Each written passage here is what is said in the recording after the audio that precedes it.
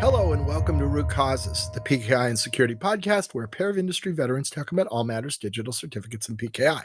I'm Tim Callan, Chief Experience Officer at Sectigo, and I'm here with Jason Soroko, SVP of Product at Sectigo. How you doing today, Jason? Doing great, Tim. Thanks for having me. So we're gonna start with a little trip back in time. In our episode 143, we introduced a concept which at the time we called the 4 pillars of certificate automation.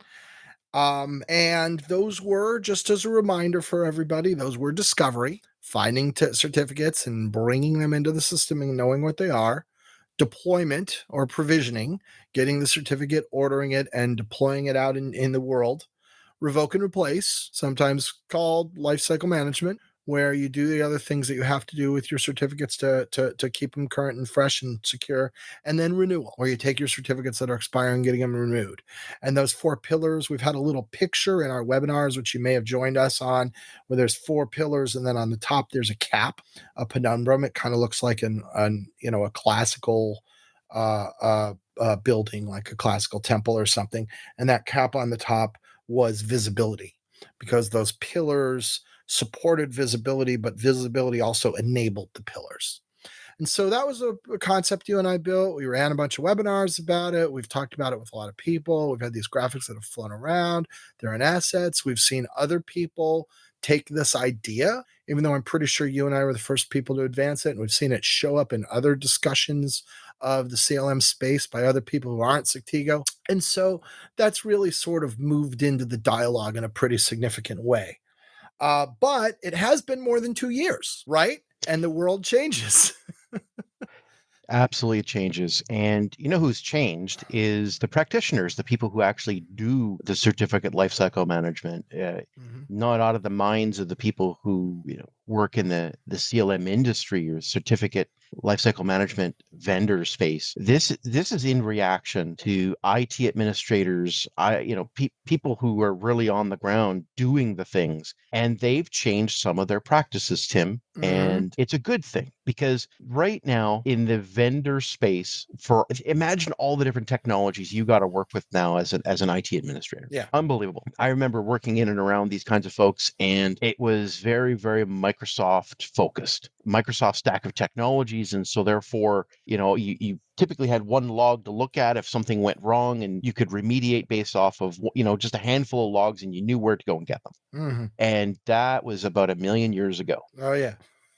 Things have changed. There's a lot of places to look now. And the technology stack and the vendors you've got to deal with, I've got enormous sympathy for anybody who has that hard job to do. And so if you throw in something super complex like certificate lifecycle management, just as a whole topic, and how it's so foundational and fundamental to identity, security, and all these incredibly important topics within IT, well, you want your tools to, you're going to be dealing with a lot of different vendors, but you want all those tools from all those vendors to be their messaging and their logs and remediation steps and essentially all the different workflows of how do I react to things when things are happening? How do I know when things are happening? How do I audit when events occur, whether they're human done or machine done? Well, a lot of systems today now have techniques and APIs and tools and UIs and all kinds of things that enable this form of IT workflow automation. Right. And some of the technology stacks that are out there, that's all they do. That's all they do is actually perform these. Okay, an event happened, so I'm going to trigger something else, right? Or I'm going to fill a log, or I'm simply going to send a Slack message or an MS Teams IM message to an administrator so they can react to something in real time. So certificate lifecycle management, it was really a little bit, slow to the game. We, as an industry, as a set of vendors, we were very, very focused on the certificates, making sure they're managed properly, making sure that your renewals are happening, making sure you have discovery, all those pillars you just talked about, Tim. Yeah. And you know what? I think we need another pillar. Right. We which need another is pillar. What's it called, which Jay? is we you know what, we're going to keep it real simple. It maybe we'll come up with a flashier term, but it really is all about this IT workflow automation. Right. I agree. IT workflow automation is right. So a couple of the other, I would say at least maybe two to three of the other temple pillars in the diagram that you and I talked about, they're about automation, right? Renewals about Right. automation, and Yep. just these are important things. So this is another pillar that is a different form of automation. It's not automating the cert. Hmm. And it is also a form of integration Yeah. into whatever technology stacks you have that are computer automating or automating messaging to your administrators, whether you use MS Teams or Yeah. Slack or any of these other things. Right. It could be those platforms. It could be, or your PagerDuty. It could be your SIM, right? Could be your SIM. It could be your APM solution. It could be your ITSM solution, Yes. right? And others really like the There's a number whole of pile of yeah, acronyms that I could yeah. that we could throw out there. And I'm trying to be really MOUSE. MOUSE. I am trying to be acronym agnostic here, and I'm doing it on purpose. Right. And that's why we use this really generic term of IT workflow automation, Hmm.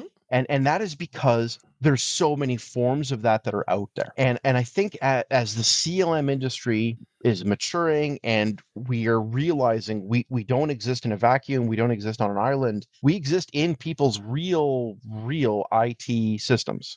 And in Yeah. fact, we're a fundamental part of it. We need to make sure that we are plugged into those kinds of central messaging units that are Right. automating these kinds of steps, Tim. And I think it deserves its own pillar. I agree with you. And let me add. I think that is a two-way flow, which is to say you need your CLM to drive those other systems, right? You need to for instance, you and I did an episode not that long ago about how certificates are chock full of events, and those events need to get plugged into your SIM, right?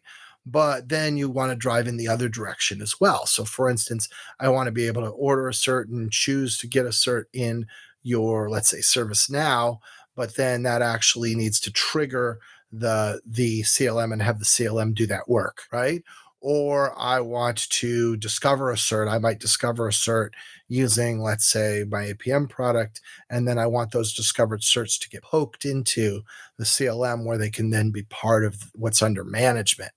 And so we're looking, both platforms strengthen the work that the other one does, and both platforms can take information from the other and can push information to the other that drives the behavior or the visibility or the reporting that you want to see in that other one. Do you agree? Agreed, Tim. I'm thinking of revocation events. Sure. Wouldn't it be great if, something, yeah, I think it would be interesting if it's an interesting concept that the revocation event in terms of that two-way flow. You might think that that's very fundamental. Hmm. I think there's going to be some people out there who might not want to have such a fundamentally big event automated through some system, because imagine if something went wrong, something was Right. measured incorrectly, you might want to have a human being part of the check and balance workflow to say, hey, is this truly something that needs revoked, right?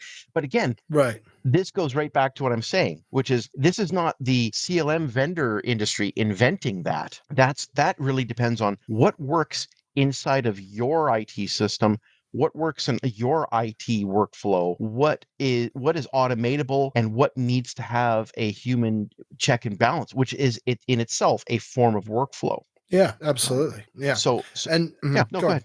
I was just gonna say, yeah, and that too, like, can be part when you look at the holistic, workflow that you need there. You're right. Some of these things can happen on their own. You could have program one triggers program two, and program does what it's supposed to do.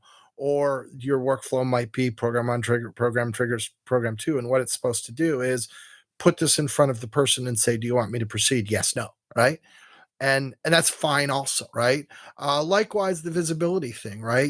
Got reporting in your CLM, you got reporting in your ITSM, you got your reporting in your APM, you got reporting in your SIM. You may want to get different reports in different places for different reasons. And that's okay, right? You might like the report better here. It's more comprehensive over there, et cetera, or it's focused in on what I want over here. It's got all the particular items that I'm looking for. And there's no reason why all of those dashboard slash reporting slash search slash alerting engines can't be adjacent and simultaneously operational. And they can just populate each other with the correct information that the other one uses that they have. And there's no reason why we can't have that as well. And that would just make every one of them stronger. No, you got it, Tim. I think it's worth going right back to the basics and talking about some really simplistic messaging that should be triggered within CLM as well. We could go on and on about the complicated stuff that can sometimes be controversial, or in terms of how it might be implemented, or it might be just complicated because the range of technology stacks that are out there. But I think some real basic ones are, hey, with 90-day certificates coming out, Tim, right? We can't fail to not talk about that topic.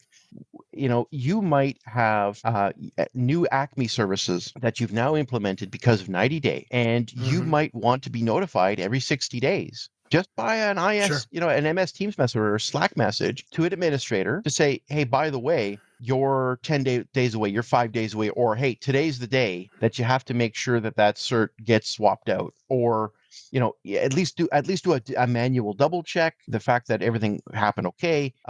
But at the very least, I think that the 90-day problem really starts to highlight the importance of this next pillar, because some of these events that you might have been, oh, let's just wait a year and I'll put something on my calendar, right, in a year to warn me about a renewal that has to happen. Well, with 90-day, you probably want to utilize some sort of automated IT messaging that is talking to you and informing you about what's coming, right? Perfect example. Yeah. So it's something as simple as that, but I don't think that's any less important as of some of the other complicated things that you and I just talked about. Right. And again, this could come from multiple directions, right? Like there might be a reason why I prefer to have my Slack notifications coming out of my ITSM platform rather than my CLM, and that's okay. Or vice versa. Maybe I prefer to have this category of notifications come out of my CLM, and that too is okay, right? But these are other things that administrators will be thinking about. And it would be nice if they had some control and some choice, and they could really look and say, well, which of these is best and why, and make sure that they're using it appropriately. Give you a perfect example.